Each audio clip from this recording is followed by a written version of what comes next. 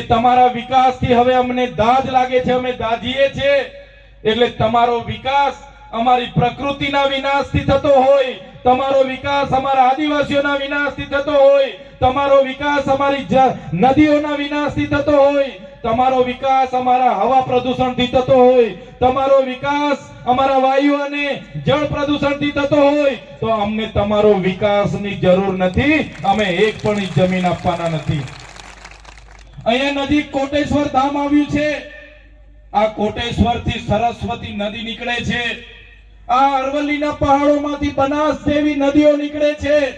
અરવલ્લીનો પહાડ, એમાં રહેલા લાખો પ્રજાતિના વૃક્ષો અને આજે આ વાયુને સંતુલન કરે છે, ગ્લોબલ વોર્મિંગને સંતુલન કરે છે। સાથીઓ, આવનારા દિવસોમાં અરવલ્લીના પહાડો નહીં રહેશે તો આપણી નદીઓ પણ સુકાઈ જવાની છે, આપણા કુવાઓ પણ સુકાઈ જવાના છે, આપણા બોર પણ સુકાઈ જવાના છે, આપણને પીવાના પાણી પણ નથી મળવાના, સિંચાઈના પાણી પણ નથી મળવાના, અનાજ પણ આપણે નથી પકવી શકવાના અને માનવ જીવન પણ અત્યાચાર થાય છે। ત્યારે મારા વડીલો, મારા યુવાનો, મારી બહેનોને કહેવા માટે અમે આવ્યા છે।